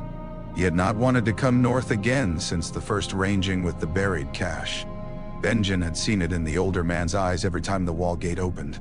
But Gerd had come anyway, because fear in a black brother counts for less than duty and sometimes becomes duty's sharpest spur. Dewin had remained at Castle Black to train younger rangers with bow and torch. That left Gerd, Othor, Jafer Flowers, and 3 others riding in a loose file through woods where even crows had begun to seem rare. Every man carried fire now. That was the first great change. Bundles of resinous pine, oil flasks wrapped against the cold, tinder kept under double hide, torches sealed in waxed cloth. Every man carried Dragonglass too, whether he trusted it or not. Some wore obsidian daggers at belt and steel swords at hip. Others had black points mounted on short boar spears meant for close work among trees. They looked less like the Night's Watch than some older thing from a darker song. By the second day they found signs. A ring of huts stood in a clearing beside a frozen stream, low and rough, the sort of winter camp wildlings raised and abandoned according to prey and quarrel. Here the camp had not been abandoned so much as torn open. One hut's roof had collapsed inward. Another stood with its high door flapping slowly, though there was no wind. Snow had drifted through both. No fires remained but gray ash. No dogs barked. The smell was wrong. No smoke, no cooking fat, only old blood and the clean, cruel emptiness of deep cold. Benjen slid from the saddle and drew his sword. Corin lifted 2 fingers and the rangers fanned outward. They found the first body by the stream. A woman lay on her side in layered furs stiff with ice, one arm curved as if around something no longer there. Frost crusted her lashes. Her mouth was open. The wound that killed her was small, almost neat. A puncture just below the breastbone, as if some thin blade had gone in and out without effort. No blood marked the snow around her. It was frozen inside the furs, black and clotted. Gerd said a prayer beneath his breath. "Any child?" Benjen asked. "Not here," Othor called from the huts. They searched the camp with the care menus around snares. In the farthest shelter they found an old man cut nearly in 2, the rafters above him clawed to splinters. In another, nothing but scattered belongings and a wheel of hard cheese gone stone-white with mold. Behind a tangle of sleds, Jafer discovered tracks leading north. Many boot prints, some barefoot, some dragging. A flight, not a march. There had been children among them. Benjen could tell by the little rounded footmarks where the snow had held a shape before wind worried it away. "What takes a whole camp in the night?" Jafer asked. Corin knelt by the dead woman and touched her throat with the backs of his fingers, though the answer could not lie in warmth. "Fear. Plenty of things make fear," Gad muttered. "Raiders. Giants. A shadow cat bold with hunger. None of those leave no blood in the snow," Benjen said. He had no wish to say more. Words had power in lonely places. They burned the huts. The decision was swift and loveless. Whatever had happened here, the dead would not be left to whatever old stories made of corpses in cold woods. The rangers piled brush and hacked apart broken sleds, splashed lamp oil over hides and timbers, and set torch to all of it until flames climbed orange and fierce into the gray afternoon. Smoke rose straight as a spear, no wind touching it. The dead woman curled black in the heat. Gerd turned away. Benjen did not. Fire was mercy here, if any mercy could still matter. As the last roof fell in, they heard singing. No one moved at first, because the mind in hard weather invents strange mercies. A stream under ice, a bird call twisted by distance, the high whistle of wind in dead wood. But this was singing, thin and far and human. A woman's voice, maybe, or a child's. It rose from the trees north of camp and drifted between the trunks like mist. Corin's face changed, not at all. "Into the trees," he said. 2 lines, no shouting. They went. The forest swallowed the smoke and the light with equal appetite. Snow lay untouched under the pines. The singing came and went ahead of them, always just far enough. Benjen felt the Dragonglass dagger against his hip with each step. Gaird's breathing rasped loud in the hush. Once Othar raised his hand and pointed at a patch of bark on a birch where rime had formed in branching patterns, like fingers spread wide. Then they found the child. He crouched under a fallen fir with his knees to his chest, a wildling boy no older than Bran, fur hood fallen back from a face hollowed by cold and terror. His lips were blue. There was blood on his cheek where he had clawed himself in sleep or panic. When Benjen knelt, the boy flinched as if from a blow and bared a little stone knife with a hand that shook too hard to hold it. "Easy," Benjen said in the old tongue as best he could. "We are the Night's Watch, Black Crows. We won't harm you." The boy's eyes flicked to their cloaks, their torches, their spears. He swallowed. "They're coming." "Who?" His gaze went past Benjen, into the trees, and for a dreadful moment, Benjen thought the boy saw something there. "The White Ones," he whispered. "The Cold Men." Corinne crouched beside Benjen. "How many?" The boy's teeth chattered so hard his words broke apart. "I don't know. We saw one first, then dead things. My mother said run. Man says south, south, all go south. But my little sister couldn't." He pressed both hands over his mouth and made a sound like something small dying in a trap. Gaird's face had gone wax pale beneath his beard. Benjen looked to Corin. There was no need for speech. They both knew this was no longer a question of stories told by old women over hearth smoke. Wildlings lie readily enough, but not like this. Not with that smell of cold fear on them, and not when the dead camp still smoked behind. "We take him back," Benjen said. Corin nodded once. "And we move. Now." They did not move quickly enough. Dusk was falling. That treacherous northern dusk that bleeds one color into the next until every tree seems a man, and every drift a grave. The boy rode before Othar wrapped in 2 cloaks. The rangers kept torches ready but unlit, saving flame until they needed it. They had gone perhaps a mile when Jafer, on the rear line, hissed. Something was following them. No shape showed at first. Only the sensation of being kept in sight by a gaze colder than air. Benjen turned in the saddle and saw the last of their own prints in the snow. The dark trees standing close on either side, and, farther back than a bowshot, between 2 pines, a pale glimmer. Not moonlight. Not bark. A movement like a sliver of winter walking upright. Gaird made a sound he might later deny. Corin's hand closed around the hilt of his obsidian knife. "Torches," Benjen said softly. The pines caught orange light and threw wild shadows over the snow. For an instant, the pale glimmer vanished. Then Othar's horse screamed. Hands burst from the drift beside the trail, gray-blue and stiff, clutching at the gelding's legs. A dead woman rose from beneath the snow with ice in her hair and the ruin of a throat gaping dark. Another came with her, a half-rotted man in furs dragging 1 foot behind him. Blue eyes bright in a face the fire ought to have scared from any dream of motion. The horse reared. Othar toppled with the wildling boy under him. Jafer was already shouting. Corin drove his torch into the dead man's chest and flame ran greedily up dry wool and frozen hair. The white did not scream. It kept coming while it burned. "Fire!" Benjen roared, drawing sword and dragonglass dagger in the same motion. The woods erupted into nightmare. Dead things came from the drifts and from behind trees. Some little more than bones and hide, some fresh enough that their mouths still looked human until they opened. Torches swung. Oil splashed. Men cursed and hacked. Steel bit. Fire bit better. Benjen slashed a woman's arm off at the elbow and watched her lunge anyway, fingers clawing.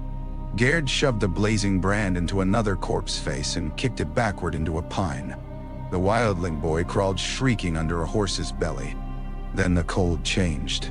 It swept through the clearing like a door opening into winter deeper than winter. A cold that took breath from lungs and pain from fingers, and left only a stunned, awful clarity behind. Flames guttered blue at the edges. Frost raced across Jaefer's beard in a blink. The whites stopped, not because they were beaten, because something had come that made even death wait. Benjen saw it step between the trees with a stillness so absolute it looked at first as if the dark itself had made a shape and put on ice for skin. Tall, gaunt, armored in something that shimmered like frozen moonlight, the creature moved without sound. Its eyes burned blue as the heart of glacier ice. In one hand it held a long, pale sword, thin as glass and bright as a star. The horse nearest it went down screaming before the blade even touched. The old stories had no mercy in them after all. Others, Gerd whispered, and every prayer he had ever known died in the word. No man ran. That, later, would matter to Benjen more than courage in battle. Men do strange things when terror becomes flesh before them. His brothers stood. The creature turned its blue gaze on the torchlight, on the circle of black-cloaked men, on the dead it had brought. Its mouth was a crack in winter. It raised the pale sword. Corin moved first. Corin's torch flew first.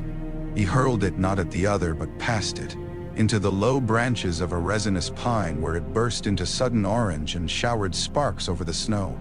The light struck the creature sideways and set 1,000 colors moving through its armor. Pale blues, whites, the green of old ice trapped deep in a lake. It turned with impossible speed, not startled so much as offended, and in that brief movement Corin closed. Steel met the crystal sword with a sound like winter splitting. Corin's blade did not so much break as come apart in glittering shards. The force of the blow drove him to one knee. Frost ran instantly along the stump of broken metal in his hand and spidered up the leather wrapping. If he had worn no gauntlet, the fingers might have frozen where they closed. The other flowed after the first strike in silence, long sword whispering. Corin twisted aside with the hard economy of a veteran, lost a strip of black wool and skin from his upper arm, and came up with the Dragonglass knife in his maimed hand. Benjen was moving even before the first clash ended. He cut down the nearest white with a slash to the neck, thrust the Dragonglass dagger into the eye of another because no time remained for elegance, and lunged through smoke and snow toward the blue-eyed figure. Men shouted around him. Fire popped in the pine branches. One of the dead had hold of Jaefer's leg and was chewing at the leather there like a hound. Gerd was batting flame at a corpse, with the blank horror of a man already half broken by what he sees. None of it mattered so much as the other. The creature glided back from Corin's knife before Obsidian could touch it. It knew the black blade. Benjen felt that knowledge like another gust of unnatural cold. "So," he said under his breath, and did not know whether he meant the word for the creature or for the world. The other's gaze flicked to him. Its face had the beauty of sharpened snow. Inhuman, flawless, empty of every softening thing.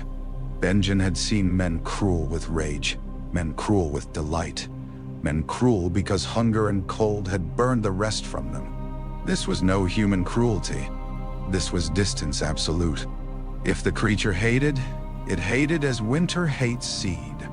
It came for him. The pale sword was swifter than thought. Benjen brought up his steel in both hands by instinct more than skill, and the impact rang his arms to numbness. Frost exploded across the blade. A second strike snapped the edge half through. A third might have taken his hands from him if he had not let the sword go and dropped under the cut, rolling hard through bloody snow and coming up with the Dragonglass dagger forward in a low guard Donal Noy, would have mocked as too southern and not enough practical. The other paused. Around them the burning whites lurched and struck. Othor hauled the Wildling boy behind a tree and drove a spear through the chest of a dead man who kept clawing anyway. Jaefer, freed at last, splashed oil on the woman with the torn throat and set her alight. Corin circled left, bleeding from the arm, obsidian knife ready. Snow hissed and ran in rivulets where embers dropped. The other watched the two black blades. It understood. That knowledge gave Benjen something like hope, and something worse than hope. Fear can be mastered. Hope, once broken, takes men apart more thoroughly. The creature moved again, This time not with a direct assault, but with a feint so subtle Benjen barely knew he had read it until the pale sword kissed the dagger's edge and slid away in a spray of icy sparks. The shock numbed his fingers to the wrist. He heard, more than saw, Qhorin strike from the side. The other turned without seeming to. Crystal met Obsidian with a shriek so high it hurt the teeth. Qhorin's knife held. The pale sword jumped in the creature's hand as if the black glass burned it. Benjen went for the chest. No mail protected that strange armor. No opening announced itself. Yet the Dragonglass point found purchase between two rippling plates, just below the creature's ribs. It was not like stabbing flesh. It was like driving a knife into a frozen pond at spring's edge, when the ice still seems solid until suddenly it gives. For one impossible heartbeat, the blade sank only a finger's breadth. Then the other shattered. Not exploded. Shattered. Cracks flashed through it in lines of blue-white brilliance, branching from the wound faster than lightning across dark clouds. The armor broke first, then the limbs, then the face with its star-blue eyes. Sound came at last, a noise like a lake in winter when the whole sheet groans before breaking, mixed with something thin and almost human that might have been a scream or might have been the wind finding holes in stone. The creature came apart into a spray of ice, mist, and a rain of brittle fragments that vanished even as they struck the snow. The pale sword collapsed with it, leaving only a crust of hoarfrost and a few puddled tears of something clear that smoked in the firelight and were gone. The forest held its breath. Then the whites fell mad upon them as if whatever bound them had snapped and lashed wild in the snapping. Benjen had no time to wonder. He kicked aside the empty place where the other had been and turned on a corpse, lunging for Gaird's throat. The dagger punched into dead flesh uselessly. He ripped it free and seized the torch from Gaird's frozen hand instead, jamming fire into the thing's mouth until it burned from within. Gaird was shaking so hard he could scarcely stand. "It died," he kept saying. "Gods, it died." "Kill the dead first," Benjen snarled. They did. When at last the last corpse had stopped thrashing in the drifts and the flames had either consumed or crippled what they touched, silence came back to the pines in ragged scraps. Qhorin stood with his good hand braced on a tree, blood dripping from his sleeve. Othor knelt beside Jafer, who had taken a bite through the calf and a clawed wound to the face. The Wildling boy crouched under the low boughs with his hands over his ears and eyes squeezed shut. Gaird stared at the snow where the other had broken apart. He looked like a man who had watched the moon fall out of the sky. Benjen knelt there too. The place held almost nothing. Frost rimed the churned snow thicker than elsewhere, and his own broken sword lay a few feet away, half the steel gone dull gray as if weathered 100 years in an instant. He touched the ground with the back of his fingers. It burned with cold. No bones. No flesh. No trophy to carry south to make doubters choke on proof. Only memory, witnesses, and the dark blade in his hand streaked now with a fluid that steamed and vanished. "Can it be killed?" Othor called hoarsely. Benjen rose. "Aye." His answer changed the air. Men who had been fighting terror itself now had a shape for it. That did not make them less afraid, but fear with a weapon against it is different from fear naked and cornered. Qhorin straightened. Gaird turned at last from the empty place in the snow. Even the Wildling boy lowered his hands. "With the black glass," Qhorin said. "With the black glass?" Benjen agreed. Jafer groaned. Blood ran through his boot. Othor wanted to bind it then and there, but Qhorin's face had gone grim in a way Benjen did not question. White wounds. Cold wounds. No man among them knew what corruption wrote in such rents, if any. Yet leaving him was impossible. They lashed him to a litter of pine poles and cloaks and moved. The retreat south was a trial none of them forgot. Night deepened. The torches dwindled. Twice more shapes moved among the trees beyond firelight, pale and patient. They did not attack again. Benjen did not know whether that meant caution, curiosity, or some crueler strategy. Gaird muttered prayers until his voice failed. Qhorin set the pace and never once looked back. Every few minutes Benjen touched the Dragonglass dagger to reassure himself it remained solid, ordinary, in his grasp. The idea that so small and brittle a thing could unmake a creature out of nightmare offended some hidden desire in men for proportion. Yet the world was seldom proportional. The wall itself had taught him that. Near dawn, Jafer began to beg for death. His fever had risen despite the cold. His eyes rolled white, then showed too much iris, then seemed for an awful time to glimmer blue when the torchlight struck. Othar cursed and said it was only the reflection. Benjen wanted to believe that. Corin did not. "We bind him tighter," the half-hand said. "And if he dies, we burn him at once. No delay, no prayers." Jafer heard and wept with rage until the fever took him elsewhere again. They reached the Fist of the First Men by noon, and found there one of the old marks from Ned's winter book, half buried under frozen sod beneath a standing stone. Benjen might once have laughed at the old map's precision. He laughed at nothing now. The cache held only a handful of broken obsidian leaves, and one intact dagger wrapped in rotten wool. But even that felt like the hand of the dead laid across the centuries to meet theirs. They did not linger. By the time Castle Black's torches appeared in the south like low stars against the whiteness, every man in the party looked carved from fatigue and terror. The gates opened under shouted orders. Brothers came running. Jor himself stood in the yard in furs and mail, Aemon cloaked beside him, Donal Noy with soot still on his face from the forge. Benjen slid from his horse and nearly fell when the ground failed to stop moving under him. Jor caught his arm. What happened? Benjen looked at the gathered black brothers, at the wall towering above them, at the dragonglass in his fist, and the frost smoking faintly from his broken sword. No words were large enough. He gave Jor only the truth stripped bare. "We found them," he said, "and the black glass kills." The yard went still. Even the mules seemed to hear. Aemon stepped nearer, his blind face lifted. The others? Benjen saw again the blue eyes, the sword of ice, the shattering. His own voice sounded far away. "Hey." Something in Aemon's old face tightened, not with surprise, but with the completion of an old dread. "Then the wall wakes to war," he said softly. "Jafer died before sunset. They burned him before the stars came out. Ravens fly faster than wounded men, but not faster than dread. The bird from Castle Black reached Winterfell under a sky the color of old pewter. Its message was short enough to fit on one strip of parchment and heavy enough to bend the whole castle around it. Benjen alive. Jafer dead and burned. White shadows seen and one slain with dragonglass. More glass needed. More men needed. More fire. Ned read it in the rookery and felt the world narrow to the scratch of ink and the thud of his own blood. Beside him, Luwin closed his eyes. Neither man spoke at first. Outside, snow drifted over the yard, soft and innocent as sleep.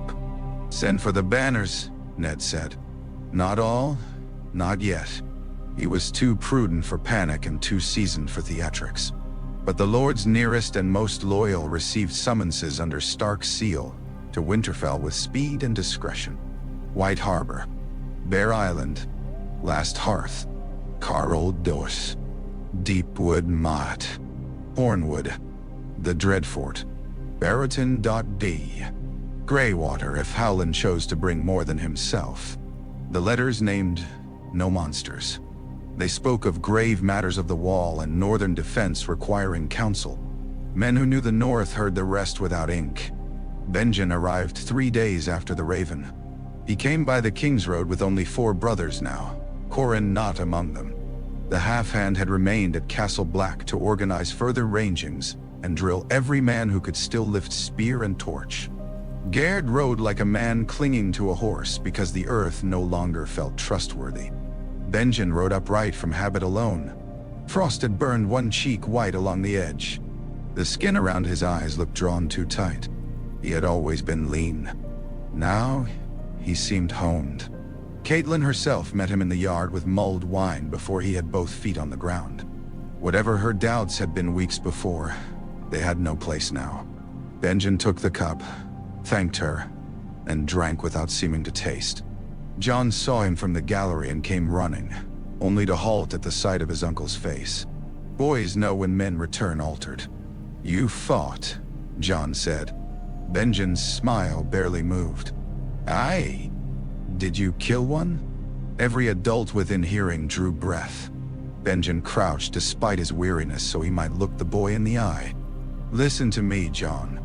There are battles a man wants because he is young, and there are battles that come because the world is worse than he knew. Do not confuse them." "No." Jon flushed, ashamed and stubborn in the same heartbeat. Benjen softened enough to touch his shoulder. "But yes," he said. "One died."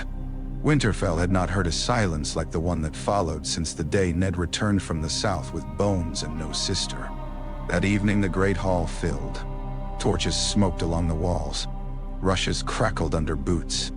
Black glass weapons in varying states of mounting had been stacked on trestles along one side under watch, their dark edges reflecting firelight like little strips of night. The lords came in travel-stained and grim, cloaks dripping snow. Great Jon Umber arrived with a laugh too loud for the room and lost it as soon as he saw Ned's face.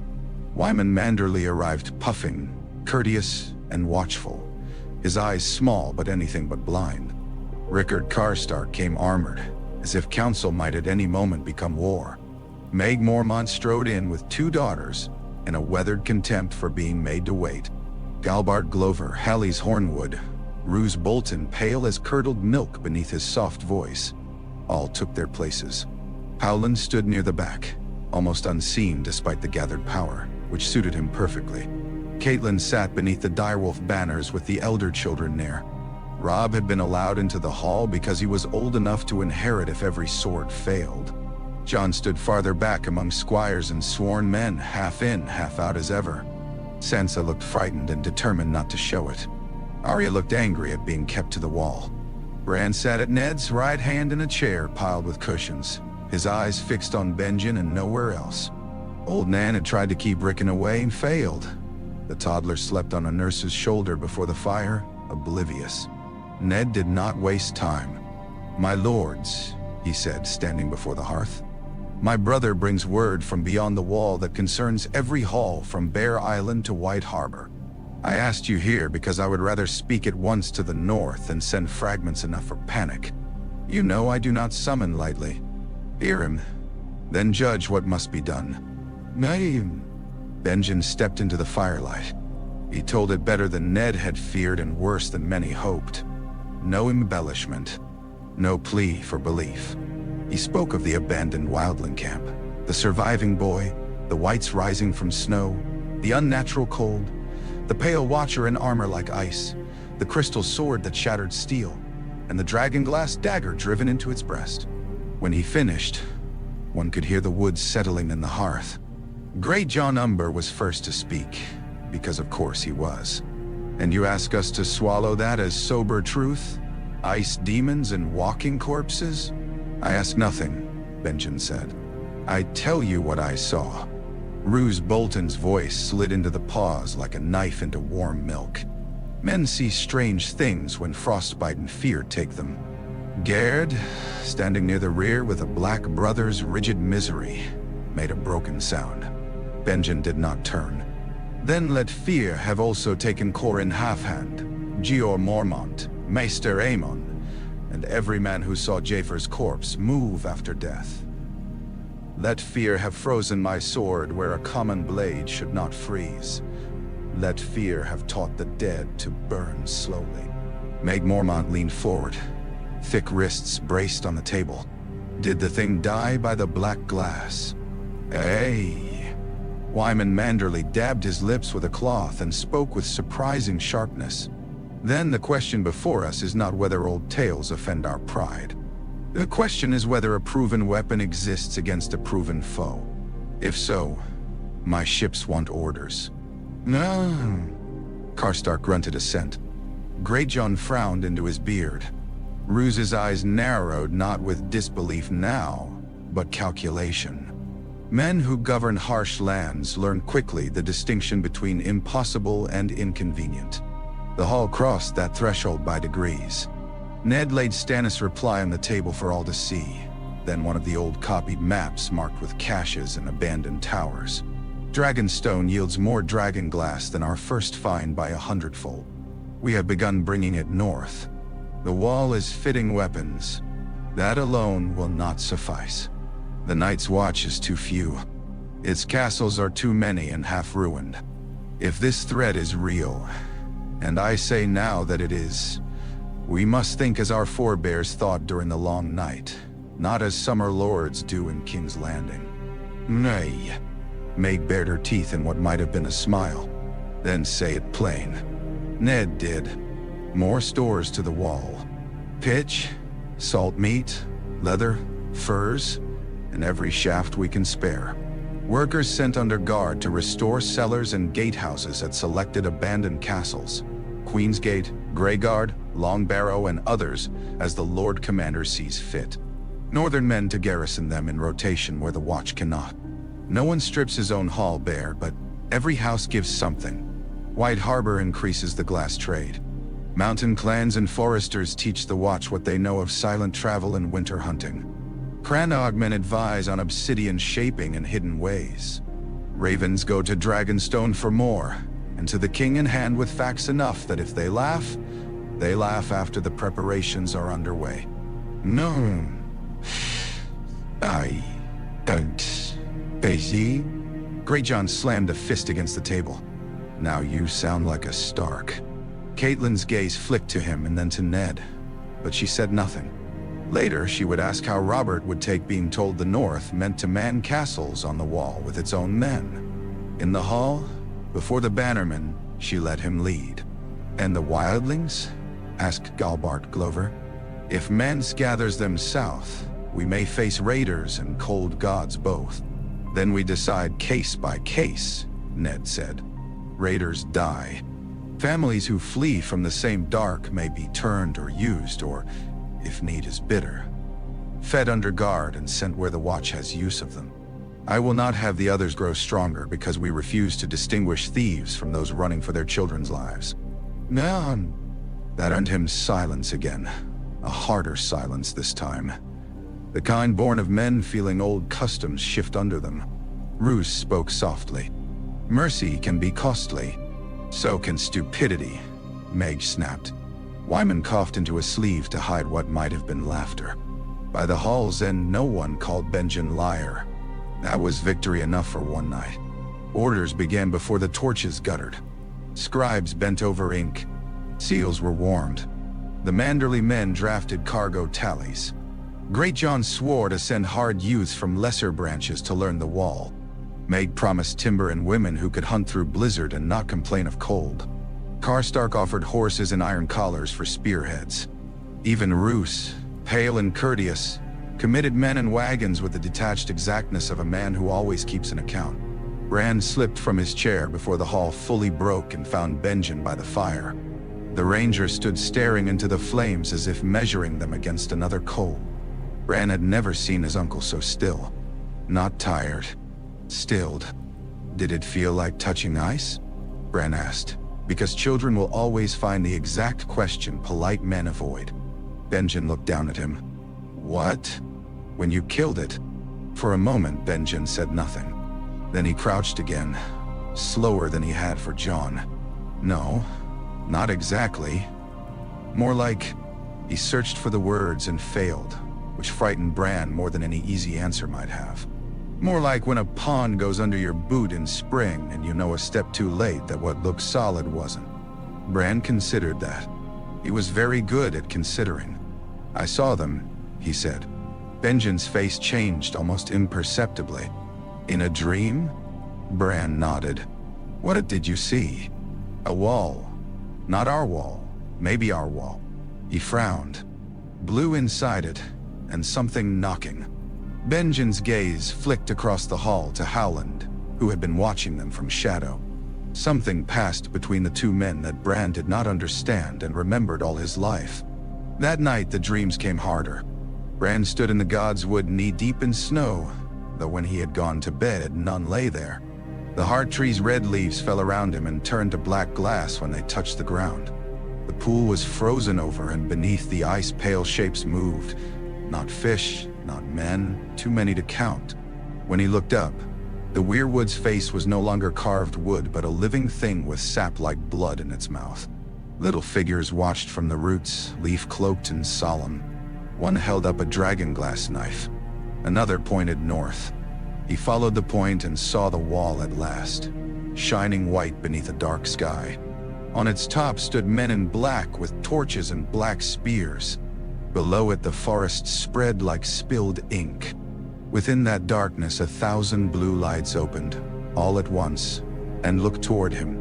Bran woke with a cry so sharp even Sansa heard it down the corridor. Ned came himself, hair unbound, candle in hand. Bran sat up trembling with the blankets twisted around his legs. The room was ordinary again. Stone, rushlight, sleeping Rickon, the familiar crack of distant fires. But the fear clung to him like cold water. "I saw them," Bran whispered. Ned set the candle down and took his son by the shoulders. "You're safe. They're looking." Ned's hands tightened. For a heartbeat the Lord vanished and only the father remained. Frightened because a child was frightened, and because what frightened him might not be childish at all. Then his face steadied. "Sleep by the fire tonight," he said. "I'll have another log brought, and tomorrow you tell me everything." Bran did. He told Howland too, and Howland listened with his head bowed and his green-gray eyes half closed, like a man hearing rain fall where no other man can hear it. When Bran finished, the Crannog Lord rose and went to the heart tree alone.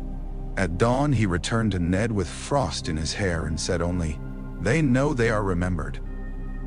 The first hard snow came 3 days later, a dense dry fall that changed every sound in Winterfell, and made the world look carved fresh from old stone.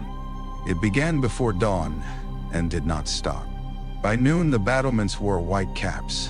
The gods' wood pool steamed black in the center and white along its edges. And every roof in the outer yard sagged under new weight. Men moved with shovels and curses. Horses blew clouds from their nostrils and stamped for warmth. Carts bound north stood in a line at the gate, their axles greased, their covers tied down against weather. Their contents so valuable now that Jory had posted double guards at each.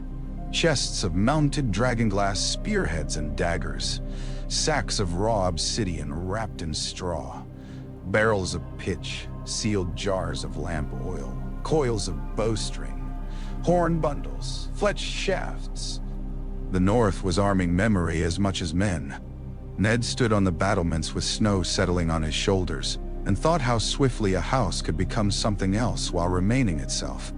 Winterfell was still Winterfell. The hot springs still breathed through its stones. The children still ran, quarreled, studied, laughed, and wept.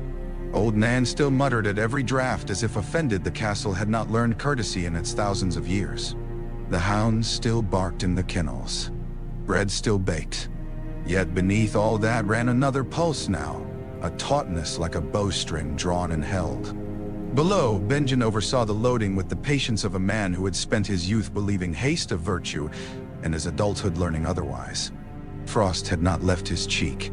It gave him a harsher look, though the children did not seem to mind.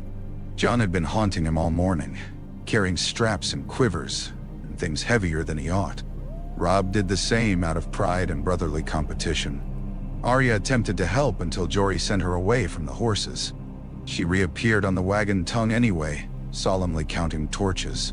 Sansa stood under the gallery with gloved hands clasped too tight, watching as though the world had slipped into one of old Nan's darker stories, and she had not agreed to be cast in it.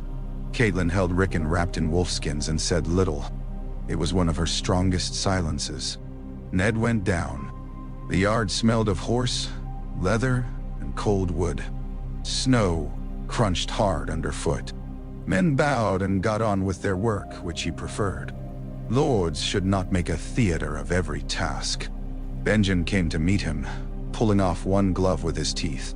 In bare hand he carried the dragonglass dagger from the haunted forest, now set into a new antler hilt banded with dark steel. Noise work,